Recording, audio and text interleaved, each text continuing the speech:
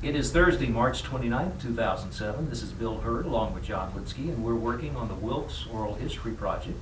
And our guest right now is Flossie Johnson. Hi, Flossie. Hi. How long have you lived in Wilkes County? 77 years. Okay, very good. What part of the county did you grow up in? Well, I grew up in the community. I guess you could call it. I don't know what we called our community. Geographically, north, south, east, west? Well, it was near the racetrack. Okay. So. And I know that the North Wilkesboro Speedway was, while it was open, the oldest track on the NASCAR circuit. Right, and that's where it began. Yeah. I heard about that. And I Yeah. believe it was in the hotel in Wilkesboro that NASCAR itself actually was started. Yeah. It's been some interesting times in Wilkes County. Oh, yeah.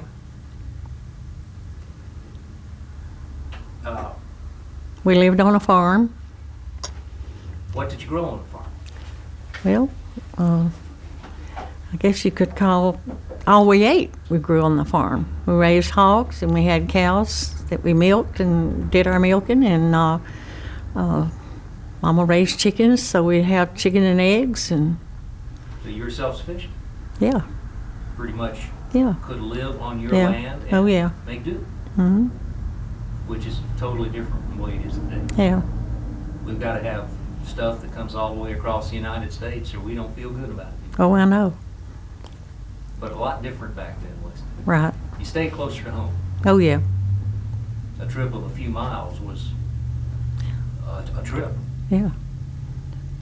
I guess Mama went to town once every 2 weeks and got the things that we really needed, but most of it we raised ourselves and raised our own wheat that made the flour and the corn that made the cornmeal, and she canned all the vegetables and fruits, and Had a cold cellar, yeah, kept stuff in. had a cellar. How big was your family? There was 3 girls and 3 boys. And y'all pretty well. Hmm. Really, there was 4 boys. I had a little brother that died when he was a month and 3 days old. Okay. Were there any, beside the racetrack itself, as in terms of a landmark, were there any other landmarks or large businesses out in your part of the county? No, there was a couple of little stores, but I don't know. I think there was a Combs grocery there. But in terms of landmarks, the Speedway was it. I would say. And not too far from there was Sale Lumber Company. Okay. Very good. Where'd you attend school? Wilkesboro. Graduated in 1947. The first class that had to go 12 years. Prior to that, how many years was average? 11. So they added a year in honor of you. No, not in honor of me. But Governor Broughton spoke at our graduation exercise, the first time a governor had spoken to a class in Wilkes County that I knew about. About how many of you graduated that year? 38. Wow.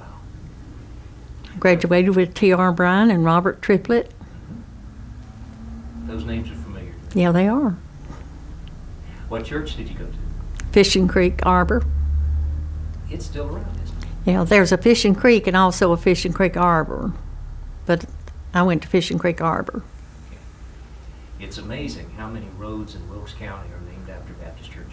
Oh, yeah, they are.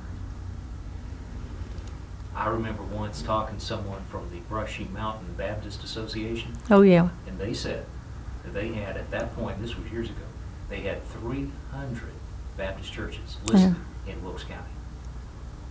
And every one of them had a name, had a road named after them. Oh, yeah. But There's a road named after my mom. Clark Road. Clark Road. Interesting. Well, so far in your life, Flossie, what jobs have you had? Well, I used to be a telephone operator. We'll get back to that shortly because we want to ask more about the phone company. What Right. else? Well, I guess that was the main job I had. Mm-hmm. But here lately, you've taken to writing down some of the recipes you've Oh, yeah. collected over the years. So you're now a writer as well. Well, did a couple of cookbooks. We've done real well with the cookbooks, and we did the books, and we've given the money to charity. Excellent. What charities do you favor? Well, I guess my very favorite charity is probably St. Jude's, but my local charities is hospice and nurse care and Ronald McDonald House, and then the schools and organizations that I've sent my books to all the schools and libraries. Yeah, St. Jude's is a charity that I favor as well. Right. And hospice helped me a great deal last year. Oh, yeah. When my They wife, have a hospice help with my mother, too. yeah, my wife died of cancer last year. Yeah. And they were a big help to me. Oh, yeah. Wonderful folks. Let's talk about phone company. Because getting a phone company going in the county, I think, is a big step forward. Yeah. Because Well, it- when I went to work at the telephone company, was in Winston-Salem. I had a friend. I was going into. I wanted to be a nurse, but then I met Nan Bichelle, and she was an operator, and she said, "Well, why don't you come and apply for a job at the telephone company?" So I did, and she and I roomed together. So you went to Winston. And worked. Roomed in Winston and worked as telephone operators. Right. What was it like being a telephone operator? Well, we were in training, and it's not like it is today. And we rang the numbers for people, and we looked up the numbers, and now everything's so automatic. You're lucky if you get a person will talk to you. It's usually a recording. You have to work hard to get a Yeah, living person in you your know. home. But back in your day of operating, Yeah, and every then, call started with you, right? well, a lot of them did, yes. But I worked on the what they call the incoming calls instead of long distance outgoing. I remember the earliest phone number that my mom and dad had at our house in Danville, Virginia. It was Swift 234, something like that. SW234. It was short, easy to remember. And now Well- the numbers are so long. Well, my mom and dad had a telephone, and it was by rings. And I think Mama's ring was 3 shorts. That was on what was called a party line. Yeah. Tell us about party lines. There are a lot of folks that don't remember what party lines were. Well, everybody, if their phone rang, everybody listened to see what it was about. So, And I know I used to stand in a chair to talk to my grandmother. And Mama and Grandma talked every day. Mhm. So a party line was everybody was on the same pair of wire, Pretty much so. and you talked about individual rings. If it rang 3 times, Yeah, you knew to answer that was yours. yeah. But And you 2 could- longs and a short, sometimes 3 longs. But if you wanted to see if somebody else was talking, you just pick up the phone and listen. Yeah, Yeah. I'm sure they did that. Well, it could be done, Oh, yeah. and anything could be done. Somebody's going to try it. Oh, yeah. So it's a good way to start gossiping in the community, right? I guess so. I don't know if they gossiped as much back then as they do now. Don't have as much to gossip back then. Everybody had to work. What did phones look like back then? They hung on the wall, and they usually were brown and black, and the receiver was on a cord, Held to your ear? and you held it to your ear. I've seen a lot of phones like that where there was a little handle where you actually rung a bell. That's what you did. That's the kind we had. Oh, so you created Yeah, you created, you did So- your own ringing. a long and a short. Right. Had to do with how long and how short. Yeah. Now that's fun. That's fun. How did households in Wilkes County? How did the phone system get here, and where did it start? In Wilkesboro, North Wilkesboro, I guess, didn't it? Well, everybody called it Wilkesboro. Okay, so there was just really one town for a good while? I think it was. You'd have to ask somebody that really knew that. Both sides of the river. Yeah, All right. So one community. yeah. I know I went to Wilkesboro School, and North Wilkesboro was our competitor. Okay. And our Wilkesboro always wanted to beat the North Wilkesboro guys playing ball. So I guess you say that was rivals. Okay. Good rivalry. Yeah. Very good. And of course, the phone system grew in Wilkes County, but there was still a lot of it where there were not enough people that the phone system found it economical. No. So that's when Wilkes Telephone Membership Cooperative Oh, yeah. got started. Were Mhm. you ever involved with that group? No, the Blue Ridge, I guess, started, and then the Central Telephone was the North Wilkesboro. Yeah. And today, who knows which telephone company you're dealing with? There's so many of them. Oh, yeah. And It's kind of like the power companies. exactly. When did you decide to become a writer? Well, I guess it was back in '91. We were having Thanksgiving dinner at my house, and everybody said, well, Floss, why don't you do a cookbook?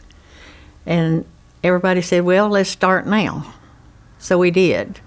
That was in November. Mm-hmm. And we published our first one, and I went to Daytona, and the girl that helped me with it was Kathy Bircher, and she had 20,000 printed, and when they unloaded the books at her place, she said, we'll never sell all of these, but we were out of books by July. Wow. I sold over 5,000 the first time I went to Daytona. Very good.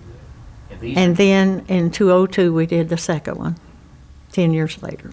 the first book, what type of cookbook was it? Just Country, your family recipes? and friends. So if you were around the Thanksgiving table when you first got the idea, probably the food that Well, was on that's that when table- somebody suggested that we do one. And so the food that was on the table was the first recipes, probably? Oh, yeah, Some of a it. lot of it was. Yeah. What's the secret of good country cooking? Good stuff to start with, you know. And when you raise your own vegetables, you have the best. Vegetables are a lot different today, aren't they? Yeah, And when we were growing up, Daddy would kill a beef, and we had our own beef. Mama would can that. We had our own pork and cured the hams and the middlings, and that's where we got the fat back. And she would can the sausage and the backbones and ribs, so we had that kind of thing all year. My mama grew up on the same type of farm. Right. And I can prove to you that I know what went on that farm. Oh, yeah. Because she would bring chickens home when we lived in Danville, Virginia, live chickens. And we'd go out in the backyard, and she'd shake a chicken, and Oh, yeah. and I can tell you what happened after that. Put them in a scalding and then picked them and, Well, first of all, if you cut the head off a live chicken, it would run 100 yards. oh, yeah. And that's why she had me with me. I'd go run after it and bring it back. Oh, yeah. And then she'd do the rest. Oh, yeah. I remember those. Hadn't been all that long ago either. Lively chickens. Right. They could run a stretch. Oh, yeah. But you start with good food. Use a little butter in your cooking. Oh, yeah, all the time. And back then we used lard. And I think lard is okay to use now. It's probably, if you do your own, it's probably purer than any that you can buy. And there's no ingredients added to it except a little salt. I'm often amused. Yeah. I see some of these things that have come up lately, the partially hydrogenated vegetable Right. oils that used to be so much better for you Yeah. than lard. And today, everybody's saying, don't eat that stuff. Oh, Stay yeah. away from it. Yeah. Well, my grandmother used it, and Grandpa, and they were in their 90s, and my mom, she used it. The last part of her life, she didn't eat as much, but she would have been 100 had she lived from September to December for her birthday. So